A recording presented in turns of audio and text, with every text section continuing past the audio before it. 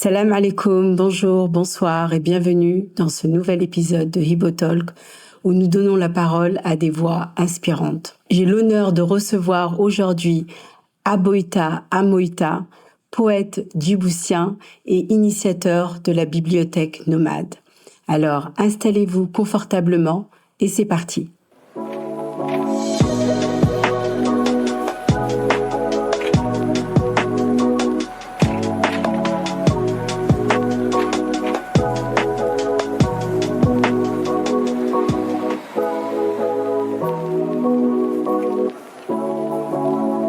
Salam alaikum Aboita. Wa alaykoum salam wa rahmatullahi wa barakatuh. Merci d'avoir accepté mon invitation. Merci à vous surtout de nous avoir donné la parole. Je vous en prie, je vous en prie. On se tutoie, on se vous voit, comment on fait? On se tutoie, c'est plus simple. Alors, Aboita, est-ce que tu pourrais, s'il te plaît, te présenter à nos auditeurs et auditrices, en tout cas pour ceux et celles qui ne te connaissent pas encore? Je m'appelle Mohamed Ahmed Issa, je suis connu sous le nom de Aboita Amoita. Je suis poète, comme tu l'as très bien dit. Je suis également novelliste et je suis chercheur en sciences du langage. Je suis très heureux d'être là, parmi les premières personnes qui discutent avec Hibo dans Hibo Talk. Merci. Surtout cette nouvelle année 2025. Nouvelle année 2025 à tous les auditeurs de Hibo Talk. Et pour moi, c'est une très belle expérience parce que c'est la première fois que je suis invité dans un podcast. Et on va en profiter pour se faire connaître et pour exposer Absolument. Que nous faisons. Alors, qu'est-ce qui t'a conduit vers la poésie? Beaucoup de choses. Alors, la poésie est un univers pour moi. Quelque chose m'a attiré vers la poésie. Parce que pour moi, le monde est poésie. La femme est poésie. Le pays est poésie. La vie en elle-même est un ensemble de rimes et de vers. Pour vous dire que venir vers la poésie, pour moi, ça a été une tentation au début, puis par la suite une passion. Et aujourd'hui, c'est ma vie. La poésie est pour moi source de vie et donc source d'existence et de bonheur. Très joli, très joli. Et effectivement, je pense que c'est aussi devenu, au-delà d'une passion, maintenant aussi un métier. Parce que je pense que tu vis de ça. Oui, je suis formateur des enseignants à Djibouti et je ne vis pas de la poésie, mais quand même, je fais vivre de la poésie parce que il y a des personnes qui me disent qu'à travers mes textes, ils ont retrouvé l'essence de l'existence, ils ont retrouvé l'essence de la liberté, l'amour du pays. Par exemple, des compatriotes qui vivent au Canada me disent qu'en lisant mes textes poétiques, ils retrouvent la chaleur de Djibouti dans le froid canadien. Donc, ce qui revient à dire que, oui, écrire de la poésie, c'est exister. Et c'est le but, d'ailleurs, de la poésie. Et c'est le but de la vie, oui. D'accord. Alors, revenons un peu à ton enfance, Aboita. Quels souvenirs gardes-tu de cette période et comment ont-ils influencé ton parcours artistique? Ah oui, mon enfance, comme l'enfance de toute personne humaine, est un moment ou une source de paradis perdu. J'y reviens à chaque fois pour retrouver de la force, de l'énergie. Parce que là, même si je ne suis pas très vieux,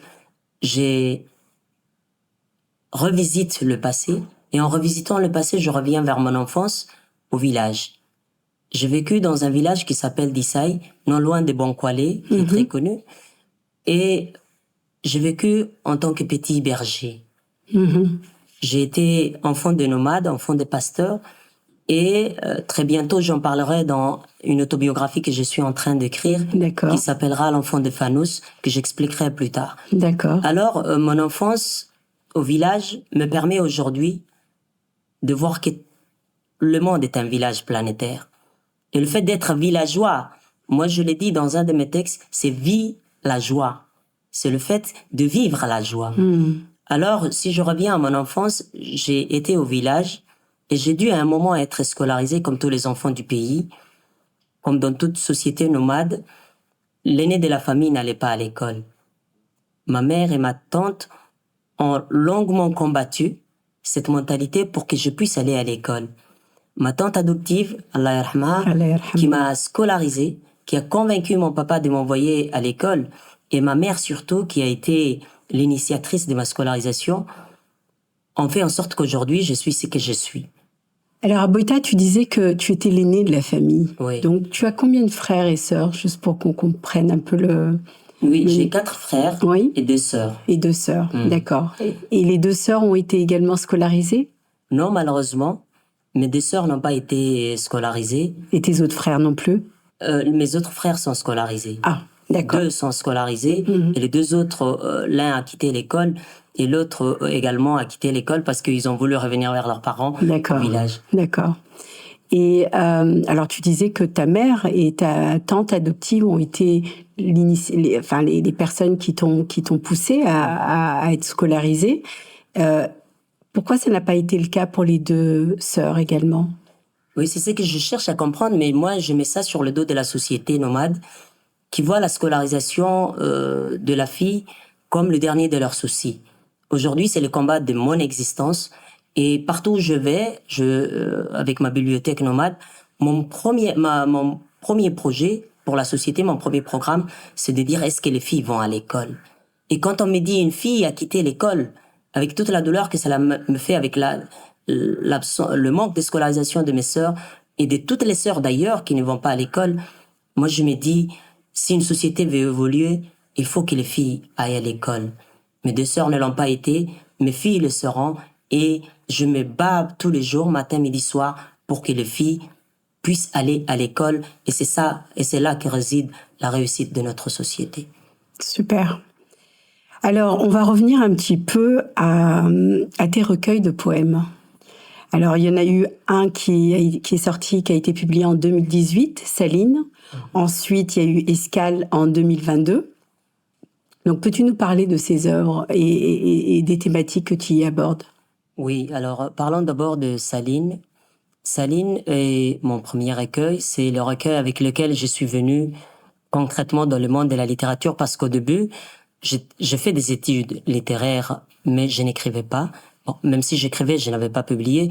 Et avec Saline, je suis rentré par la grande porte dans le monde de la littérature djiboutienne. Et à travers ces recueils, j'ai d'abord voulu rendre hommage à tous ces artistes djiboutiens, à tous les artistes nationaux et aussi régionaux qui chantaient dans leur langue. Saline aussi, pour moi, c'est une manière de parler de ce que nous avons de plus cher, la mer. Pour la République de Djibouti, la mer, c'est une mère, c'est une maman. Et Saline, c'est la salinité, donc c'est la mer. Saline, pour moi aussi, c'est une œuvre à travers laquelle je me suis fait lire d'abord, je me suis fait connaître, et par la suite est venue Escale. C'est toujours la thématique de la mer qui Toujours, exactement. Les Djiboutiens s'y reconnaissent parce que la mer, c'est ce que nous avons de plus cher, de plus intime, de plus significatif. Parce que si Djibouti est aujourd'hui le nombril de la terre, c'est grâce à la mer. Et je disais, tous les pays du monde sont obligés de faire escale à Djibouti. Moi, à travers mes recueils, je dis, tous les chemins mènent à Djibouti. Donc, Djibouti est une plaque tournante et ma poésie est une façon de célébrer ce pays, ce peuple, et c'est que nous avons de plus cher la paix. La poésie est une invitation à la paix. Donc, à l'oral, les Djiboutiens sont un peuple d'oralité. Ils chantaient la paix. Oui. Moi, j'ai ajouté la francophonie, c'est-à-dire l'écriture en français, une manière de dire, oui, je m'enracine dans ma culture, dans les cultures djiboutiennes, et je m'ouvre avec la langue française et je serai lu à l'étranger, ailleurs, et mon pays sera célébré en français tout en m'inspirant de ce que je suis, c'est-à-dire mon identité djiboutienne. J'allais justement te poser comment la culture djiboutienne influence-t-elle ton écriture? Donc, avant de devenir écrivain en français, nous apprenons nos langues, nos cultures. Et c'est lui qui a bien assimilé sa culture est obligé de maîtriser la culture de l'autre. Parce que c'est avec sa culture qu'on va à la découverte de l'autre. La tolérance y est. Donc, ma culture, moi je suis de père et de mère afar, j'ai acquis très tôt la culture afar. Et quand j'ai acquis la culture afar, et que je rencontre mon compatriote qui parle arabe au Somalie, j'essaie de retrouver ce qui nous est commun. Le plus cher, c'est de retrouver un point commun, un terrain d'entente, et nos cultures sont ouvertes à ce qu'il y ait une passerelle entre nous. Ce qui fait la beauté de Djibouti, la grandeur de ce petit pays, c'est sa culture et le respect de ce que nous avons, c'est-à-dire la diversité culturelle.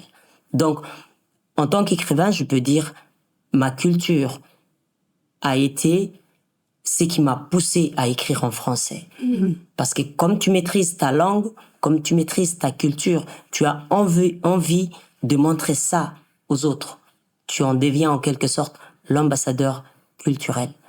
Et la poésie est le meilleur moyen de se faire lire, de se faire connaître et de faire connaître sa culture et son identité. Donc je crois que ma culture a été pour beaucoup dans mon écriture et dans mon travail. Et dans ton travail. Quelle est ta plus grande fierté?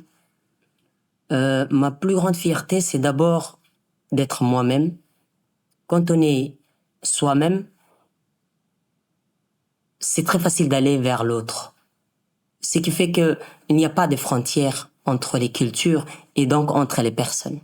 Ma fierté, c'est d'abord d'être djiboutien. Être djiboutien n'est pas donné à tout le monde. On peut avoir un très grand pays, on peut avoir un tout petit pays comme Djibouti, mais quand je vois comment les gens voient Djibouti et le djiboutien, je peux dire que je suis fier d'être djiboutien. Et après, en tant qu'écrivain aussi, il est de mon devoir de chanter mon pays, de montrer qu'on est fier de notre identité, de ce que nous sommes, de ce que nous avons été, pour que nous puissions construire ensemble l'avenir, donc ce que nous serons. Un événement récent m'a permis encore de me dire que je suis fier d'être djiboutien, parce que avec la réforme que nous avons fait dans le système éducatif djiboutien, nous avons essayé de faire entrer la littérature djiboutienne d'expression francophone à l'école.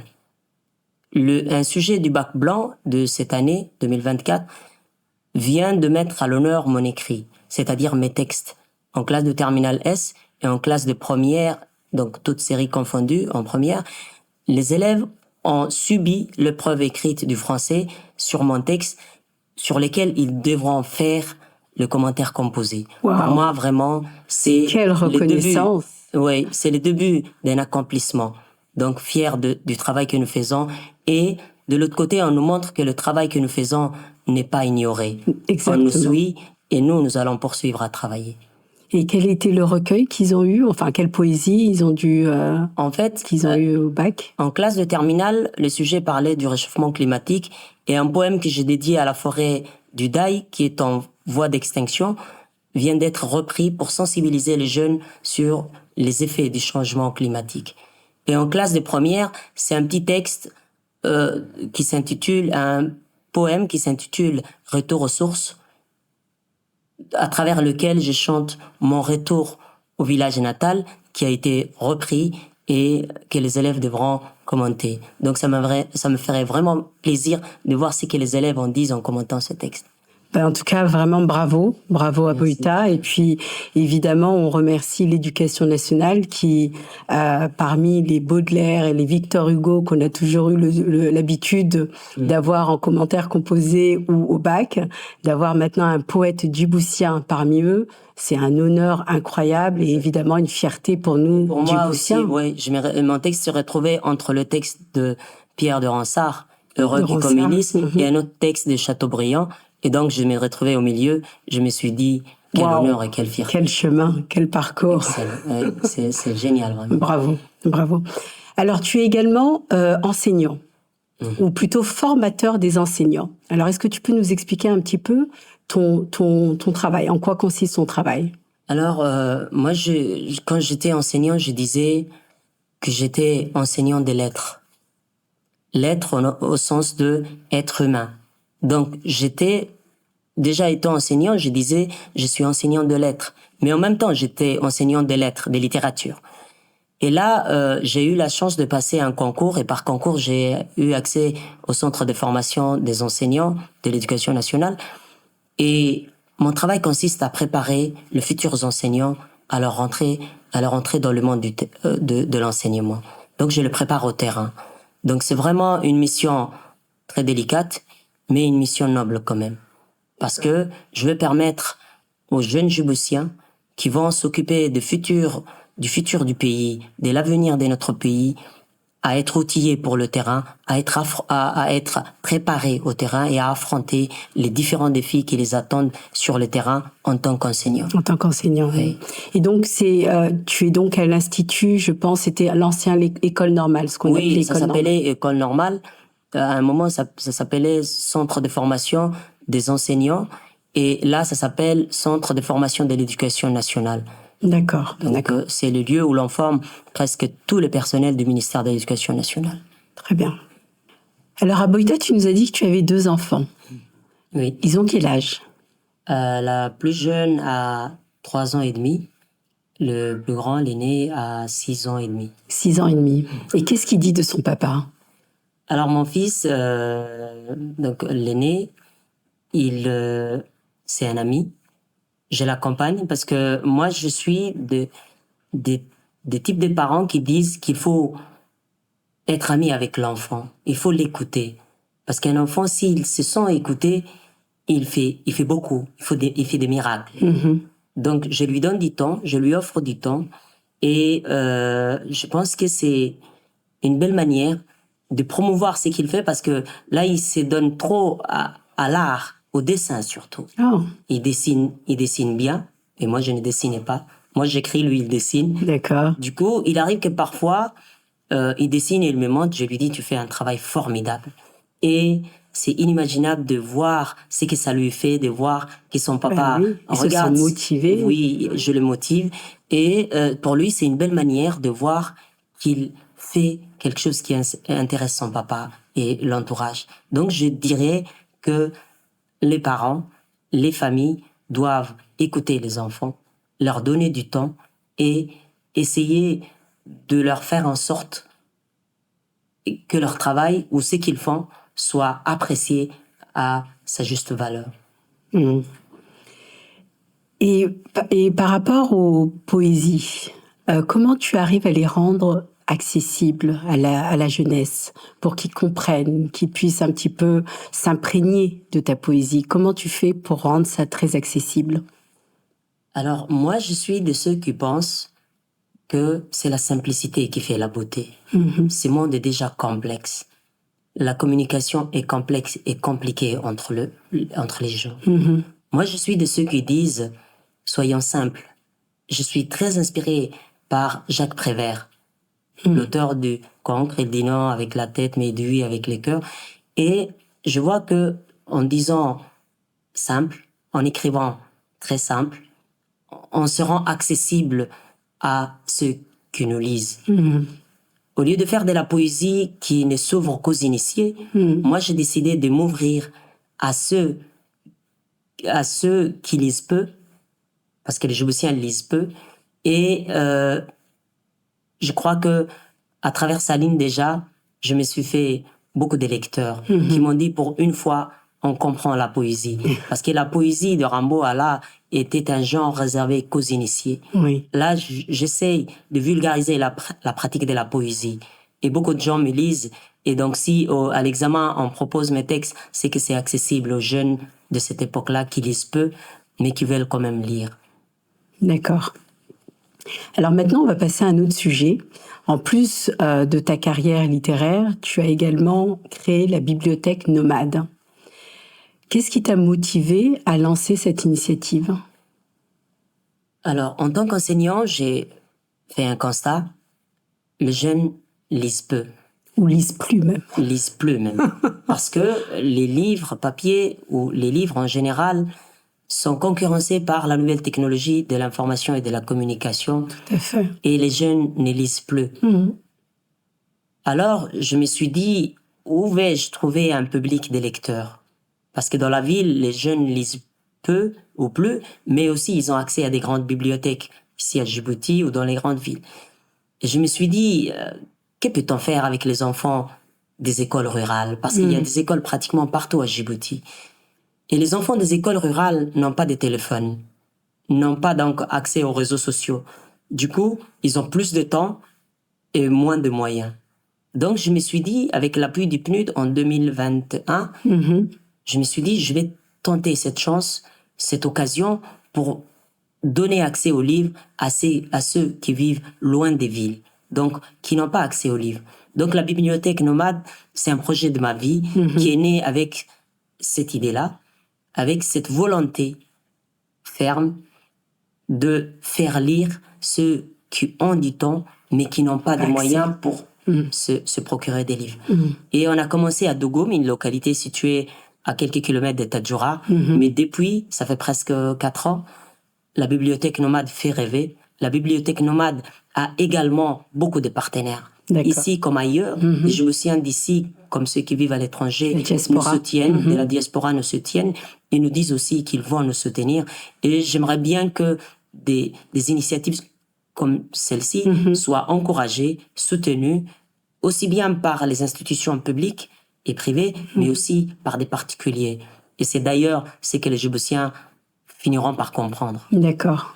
Mais alors juste pour que nos auditeurs et auditrices comprennent, surtout ceux qui ne connaissent pas cette bibliothèque nomade, comment elle se traduit en fait sur le terrain? Sur le terrain, nous donnons des livres à un village. Par quels moyens? Comment voilà. D'accord, je m'explique. Nous donnons des livres à un village qui est accessible par voiture, et par la suite, nous essayons de trouver des points focaux pour cette bibliothèque nomade pour faire convoyer ces livres sur les dos des dromadaires vers des localités qui n'ont pas de route, qui ne sont pas accessibles par la voie, donc par voiture. Et donc, c'est le chameau qui fera le travail, c'est le dromadaire qui fera ce travail. Et ça a beaucoup fait parler parce que c'est une manière de promouvoir aussi le mode de vie des habitants. Parce que les Djiboutiens, quelle que soit la communauté à laquelle nous appartenons, quand ils se rencontrent dans le village, le chamelier, comme celui qui le rencontre, discutent. Donc, prennent un instant ou un moment pour discuter des nouvelles des familles et enfin se dire même où vas-tu avec ces marchandises. À ce moment-là, il est arrivé que nous avons envoyé des livres de Dougoum vers Ardo, donc c'est situé à quelques kilomètres, et au fin fond du Mongoda. Et donc le monsieur qui avait cette mission de convoyer les livres a rencontré quelqu'un qui lui a dit qu'est-ce que tu ramènes là? Et le monsieur lui a dit là j'ai des livres pour le village d'Ardo. Et il lui a dit, des livres, pour en faire quoi? Donc, c'est pour nourrir l'esprit. C'est de ce village à un autre village, c'est un dromadaire et un chamelier qui sera chargé de cela, qu'on va convoyer les livres. Donc, c'est une manière de créer aussi des partenariats, des passerelles, des ponts entre les différentes localités. Donc, les localités vont collaborer et coopérer pour promouvoir les livres, pour échanger des livres, mais aussi des bonnes pratiques dans d'autres domaines. Et là, c'est sur le point d'aboutir. D'accord. Inch'Allah. Et les livres sont directement livrés à des particuliers. C'est pas livré dans une bibliothèque qui a été peut-être construite dans ces villages, mais c'est plutôt pour des particuliers, c'est ça? Donc, nous nous appuyons sur des associations locales. Ah, les c'est associations. le cas, par exemple, à Dougoum, où la dernière fois, je suis passé après 3 ans, et ils m'ont montré les livres que j'ai donnés. J'ai pu rencontrer et écouter des élèves à qui on a donné les livres en 2021. Oui. Et là, ils ont grandi. Et donc, on a essayé d'échanger ces livres avec d'autres livres. D'accord. Donc, quand ils finissent de lire, ils nous appellent, ou ils m'écrivent, ou ils m'appellent pour me dire, on a fini avec les lots que tu nous as donnés. Là, il nous faut d'autres. Je prends les livres qu'ils ont pour les donner à un autre village. D'accord. Et j'échange. Ce qui crée un peu cette motivation de lire avant que les livres ne soient rendus. D'accord. Donc ça motive, ça anime aussi les villages et c'est vraiment un projet qui fera beaucoup d'effets sur la promotion du livre et de la lecture. Donc dans chaque village, en fait, les associations sont chargées d'être en charge de ces livres. Justement, de la ils gèrent des mini-bibliothèques. Parce que pour le moment, on n'a pas le moyen de se construire des locaux. Donc, parfois, on utilise même une case pour déposer des livres dedans et pour le sauvegarder. D'accord. Du coup, le point focal de chaque village me rend compte de ce qu'on a fait avec les livres. D'accord. Donc, j'ai vu que ça peut avoir beaucoup d'impact parce que quand nous allons à Dougoum, nous lisons dans une case. Et quand nous allons à Randa, nous lisons dans un jardin. Nous sommes partis à Girori, de l'autre côté d'Adailou. Nous avons fait également une activité qui s'appelle lire dans un jardin. Et cela permet aux élèves de dire, quand je n'ai pas le temps, je vais en profiter pour aller dans le jardin et lire tranquillement en écoutant les chants des oiseaux. Donc ça crée vraiment beaucoup d'activités et de manifestations de ce genre. Et puis aussi, il y a l'aspect écologique. Utiliser un dromadaire au lieu d'un véhicule. Justement, c'est à la fois économique et écologique, je dis. Oui, exactement. Oui, c'est ça. Ouais, très bien. Ok. Alors, quel défi tu as rencontré quand tu as lancé cette initiative, ce projet? Alors, le premier défi, c'était que les gens n'étaient pas habitués au convoi du livre. Ils avaient des convois militaires, des convois alimentaires et autre chose. Mais moi, j'ai changé d'aspect et de concept. Je me suis dit, moi, mon objectif, c'est de nourrir l'esprit. Un esprit qui est nourri va finir par réfléchir, et en réfléchissant, ils vont créer des choses, ils vont innover et imaginer de nouvelles choses. Alors, le défi, c'est d'abord le moyen. Les Djiboutiens, en général, sont issus des familles nomades. Les nomades ont au moins dans chaque maison un dromadaire. Donc, comme nous utilisons un dromadaire qui ne coûte pas cher, qui fait partie du patrimoine familial, je n'ai pas besoin de gros moyens pour faire lire. D'accord. Premier point. Deuxième point, c'est que je m'appuie sur la communauté locale.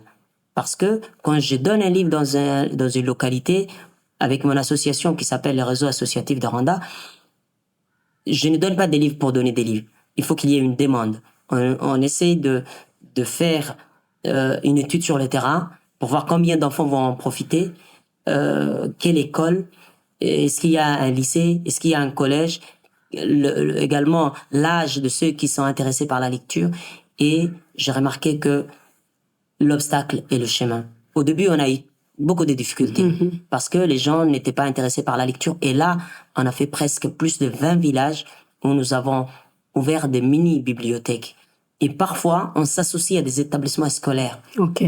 Et les gens sont satisfaits de ce que nous faisons et de ce qu'ils font avec nous parce que nous partons de l'approche participative. La communauté participe en nous donnant un dromadaire, en nous accueillant et également en nous donnant un point focal qui va s'occuper de ces livres et qui va les protéger. Oui, ça permet aussi de les engager, en fait. Justement, c'est ça l'approche participative. Tout à fait, d'accord. Et depuis donc 2021 que tu as lancé ce projet, quels sont les impacts que tu as observés sur les bénéficiaires? En partant d'abord de notre village, Randa, j'ai remarqué que le niveau des élèves en français, la réussite des élèves, s'est améliorée. Les parents le disent, les collègues qui sont conseillers pédagogiques et les enseignants nous disent, depuis qu'on s'est intéressé, parce qu'on a fait en sorte que Randa devienne un peu le carrefour de cette bibliothèque-là. Le siège est situé dans le village de Randa, le siège de la bibliothèque nomade, et j'ai remarqué que les gens s'intéressent aux livres et à la lecture. Au début, on nous disait, qu'est-ce qu'on fait avec les livres? La société a évolué, les mentalités ont évolué, mais là, les gens commencent par comprendre que même pour parler à son prophète béni, Allah a dit « lis ». Le premier verbe, c'est « lis », c'est un ordre. Donc, cette injonction divine doit être respectée. Nous lisons le Coran, mais également, nous lisons ce qui peut nous être utile dans notre vie. Donc, les livres font partie de ce qui peuvent être utiles dans la vie. Donc, ça se passe bien et les gens s'intéressent aux livres. Et nous aussi, nous remarquons qu'il y a du fruit, du résultat. Et donc, on va aller de l'avant. Et tu utilises des outils particuliers pour mesurer justement cet impact ou pas du tout? Ou c'est juste le retour d'enseignants ou le retour des associations? En fait, si nous allons à Randa, nous allons de Randa, nous avons un local avec une grande salle de lecture plus une salle informatique qu'un partenaire qui a bien voulu nous soutenir à électrifier au solaire. Du coup, nous avons vu que entre les années précédentes et aujourd'hui, les fréquentations de la bibliothèque ont augmenté. Ce qui veut dire que les gens s'intéressent à la lecture. Et après, nous avons le cahier de charges. C'est ça. Oui, les emprunts, le retour, combien de temps ça leur prenait au début, combien de temps ça prend. Et moi, je donne aussi mon temps pour aller vérifier cela sur le terrain. D'accord. Et dans les autres villages, on nous dit la même chose. Les enfants s'intéressent à la lecture. Ils veulent d'autres livres. Là, ils commencent même à nous dire, nous avons ce livre, mais on veut d'autres livres sur ce thème. Donc, ce qui veut dire que les gens lisent et les résultats aussi sont au rendez-vous. D'accord. Tu parlais tout à l'heure du PNUD, que tu as reçu un soutien du PNUD. Comment ces collaborations ont-elles en fait contribué au développement de la bibliothèque Nomade? Le PNUD, c'est un partenaire au développement, c'est un partenaire technique. Et j'ai dû écrire une lettre à la représentante du PNUD qui a pris entre ses mains ce projet. Elle a dit c'est un très beau projet à travers lequel on peut faire beaucoup de choses. C'est-à-dire en livrant les livres dans un village, on peut facilement faire un sketch sur la scolarisation de la fille, sur la mutilation génitale féminine, sur d'autres sujets. Donc, je vois que la bibliothèque nomade peut vraiment être une tribune pour toutes ces questions. Oui, pour toutes ces questions sociales, écologiques, etc. Donc, le PNUD nous a soutenus. Et la Poste de Djibouti est aujourd'hui un partenaire fiable. Oh. Les directeurs en personne nous a livré la dernière fois les livres de Djibouti, qui nous venaient de France d'ailleurs, de Djibouti jusqu'à Rwanda, avec une voiture de la Poste. Ce qui veut dire que les Djiboutiens, les institutions publiques, mais aussi privées, s'y mettent et nous soutiennent dans ce projet parce que tout le monde veut promouvoir la lecture dans les familles et également dans les localités reculées où nos compatriotes manquent de moyens. D'accord. Et à Boïta, évidemment, on entend souvent la Rwanda et puis d'autres, mais évidemment, la Bibliothèque nationale concerne tous les villages et les villes reculées de Djibouti, n'est-ce pas? Oui, mon objectif, c'est de faire en sorte que ce projet soit un projet national.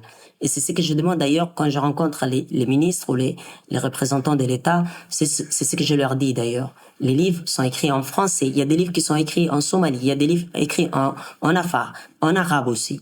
Donc on doit faire de nos projets d'envergure nationale. Exactement. On doit couvrir tous les territoires nationaux, même si nous n'avons pas de gros moyens pour le faire. Si nous ne le faisons pas, nous le faisons à travers une association de la région. La dernière fois, on a été très longtemps sur les régions du Nord et la dernière fois, j'ai été à Holhol. Ok. C'est une association de Rwanda qui vient faire une action à Holhol. Les gens ont vraiment aimé. C'est ça vraiment le pont entre nos cultures et nos communautés. Donc on est parti, non pas avec des livres, mais des tablettes. Carrément. Qui a été financée par la BCIMR. D'accord. Vous voyez, donc c'est une institution privée, mais la BCIMR a soutenu ce projet des liseuses. Les liseuses. C'est des liseuses avec des centaines de livres dedans, mais j'ai pu moi-même aller à Holhol, faire lire des élèves sur des liseuses parce que les enfants des villages, comme j'ai dit, n'ont pas accès à la nouvelle technologie et quand ils ont eu des liseuses, les parents étaient très contents, les enfants l'étaient également parce que c'est notre devoir à nous tous de soutenir nos communautés partout. On est à Djibouti et on intervient sur tous les territoires nationaux. C'est ça aussi qui fait la grandeur et la valeur d'un projet. Exactement, absolument. Et alors, la tablette, la liseuse, est-ce qu'elle a besoin de Internet, d'une connexion Internet? Non. Absolument pas. Non. Et une association française qui s'appelle Adiflore, qui siège à Paris, s'occupe de tout ce qui est la mise en forme, c'est-à-dire ils mettent tous les livres dedans et après on peut leur demander et ils peuvent encore nous envoyer des livres pour le mettre dedans. Là, des centaines et des centaines de livres sont déjà à l'intérieur.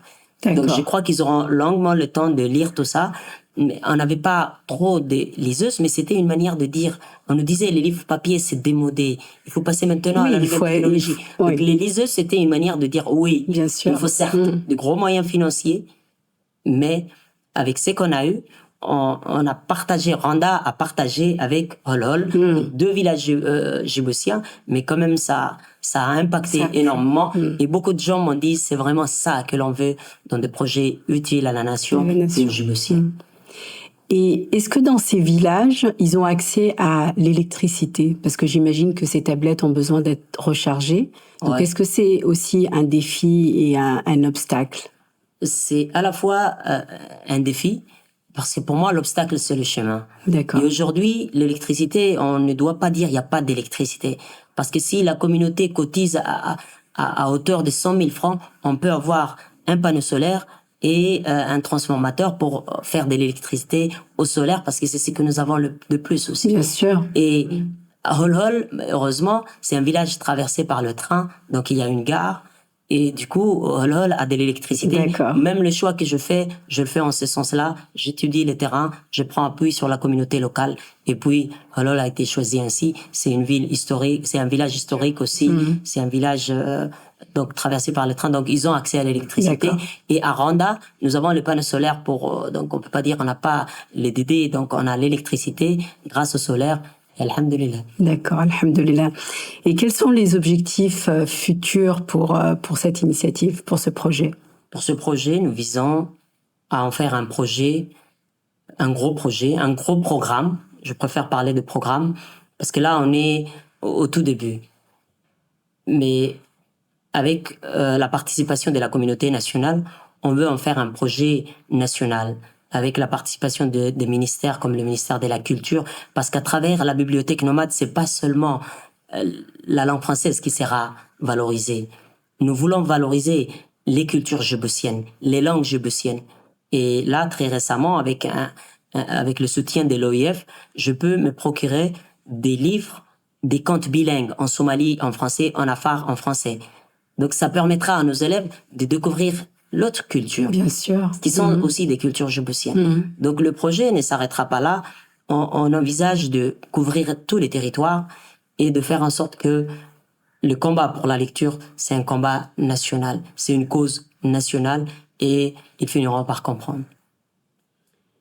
Tu es écouté par beaucoup de jeunes aujourd'hui, parce que ce podcast, alhamdoulilah, il y a beaucoup de jeunes qui s'y intéressent, parce que l'objectif même de ce podcast, c'est d'avoir des personnes comme toi qui partagent ton expérience, qui évidemment donnent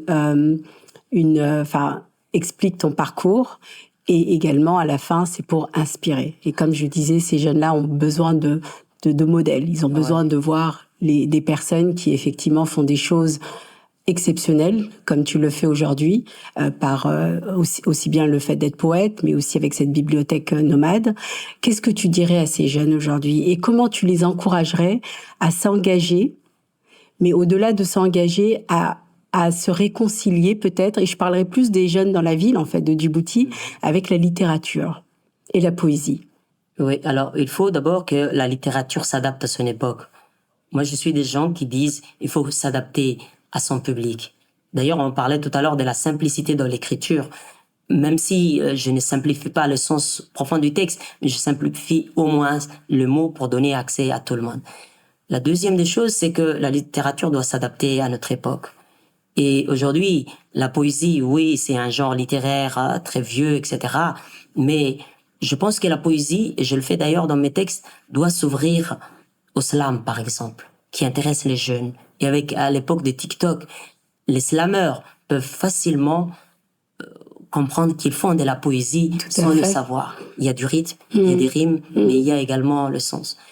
Et la littérature doit s'adapter à son époque et les lecteurs doivent être nos objectifs. Je dis aux jeunes, si vous ne lisez pas, vous n'écrivez pas. Si vous ne lisez pas, vous finirez par croire tout ce qu'on vous dit. Parce qu'en lisant, on développe l'esprit critique. En lisant, on se développe. En lisant, on devient autonome. En lisant, on grandit et on s'ouvre au monde. Alors, la littérature doit s'adapter à son époque, à l'époque de la nouvelle technologie. Je sais qu'il y a beaucoup de jeunes maintenant qui s'intéressent à l'écriture. Parce que il y a beaucoup de maisons d'édition à Djibouti. Il y a 3 maisons d'édition à Djibouti. Le Francolin, Dersan et Discorama. Les maisons d'édition sont ouvertes aussi à publier, c'est-à-dire aux écrivains djiboutiens. Je dis aux jeunes, c'est vrai, la littérature demande beaucoup de temps. La lecture aussi. Mais on peut lire des choses très simples. Les nouvelles, par exemple. C'est un genre qui s'adapte à l'époque et au temps. Pour des gens pressés, une nouvelle de 2 pages ou de 5 pages avec peu de personnages peut être, c'est qu'on lit très souvent.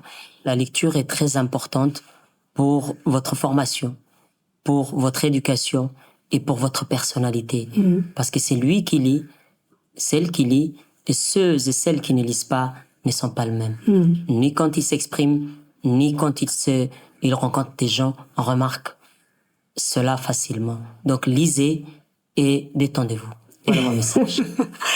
Et effectivement, on devient beaucoup plus tolérant aussi. Tolérant aussi, parce que ça donne une ouverture d'esprit. Une ouverture d'esprit. Comment tu te sens? Très bien. Oui. Merci, oui. Oui. Très Pas bien. de stress, Non, tu n'en pas avais du pas tout, depuis le non. début, Non. à l'aise. En On tout est cas, chez c'est nous, passionnant tout ce que tu nous... tout ce C'est que vraiment une tribune aussi pour nous, Oui. pour passer le message, parce qu'à travers l'écrit, comme je disais tout à l'heure, peu de gens lisent, mais quand on trouve des tribunes comme ça, où on peut s'exprimer, on peut dire ce qu'on pense, c'est vraiment important, et ça permet aussi de donner une visibilité à nos actions qui se font dans les villages ou dans les régions reculées. Alors, je pense pas qu'on ait mentionné le nom de ton association pour que les gens puissent effectivement te soutenir. Oui, mon association s'appelle les Réseaux Associatifs de Randa. D'accord. Donc on a fait pas mal d'actions. On faisait à un moment la marche à Randa où on invitait tous les Djiboutiens à venir marcher avec nous pour discuter de nos cultures, de notre diversité, de nos richesses aussi. Et c'est une association vieille de 10 ans. Donc on va fêter bientôt une décennie d'existence. Et la Bibliothèque Nomade est une initiative de cette association que je préside. Et les jeunes, s'ils veulent s'engager dans ton association, comment ils font? Comment ils te contactent? Comment ils contactent l'association? C'est du bénévolat, donc il suffit de me contacter moi et puis tout le monde est bienvenu. C'est une association nationale. J'imagine aussi que tu encourages les jeunes à s'engager. Oui, je dis la meilleure manière de profiter du temps libre, c'est de donner ce temps à ceux qui ont besoin de nous. Donc c'est du bénévolat et les Djiboutiens sont forts dans le bénévolat. Donc nous comptons sur eux pour qu'ils viennent nous rejoindre dans ce combat noble qui est la promotion de la lecture et de la culture. Très bien. Alors pour conclure, à Boïta, il y a une tradition chez nous, c'est de choisir une chanson ou pour le coup une œuvre littéraire, si tu veux, qui t'a particulièrement inspiré et que tu souhaiterais partager avec nos auditrices et nos auditeurs. Donc pour ce qui est des livres qui m'ont marqué, beaucoup m'ont marqué. Alors si tu devais en choisir un qui définirait peut-être ton parcours. Alors j'ai apprécié Les Misérables de Victor Hugo. D'accord. Gros livre, mais excellent livre. On trouve dans cette œuvre de l'humanité, parce que Victor Hugo, qu'on appelait l'homme océan, pour la diversité des textes littéraires qu'il a produits, traite des questions sociales. Et Les Misérables est pour cela une œuvre atemporelle et intemporelle. C'est une œuvre qui ne s'arrête pas à la France. C'est écrit à tous les misérables du monde. Donc, je dirais, Les Misérables est une œuvre qui m'a motivé, qui m'a marqué, et même quand j'écris, j'ai l'impression de tremper ma plume, si je peux le dire ainsi, dans l'encre de Victor Hugo pour écrire à ma manière sur les misérables de notre époque. Magnifique. Merci. Merci beaucoup à Boïta, infiniment, pour cet échange vraiment riche et inspirant. Merci. Et j'espère que je te souhaite beaucoup de choses pour la bibliothèque Nomade, dont je serai ravie d'ailleurs de m'engager également. Et j'espère que tous les jeunes qui nous entendent aujourd'hui feront partie aussi on est tous des nomades, de cette aventure. On est tous des nomades, tout à fait. Merci encore à Boïta. Merci. Voilà que cet épisode prend fin. J'espère que vous aurez apprécié ce moment avec Aboïta. Il m'a particulièrement touchée et beaucoup inspirée.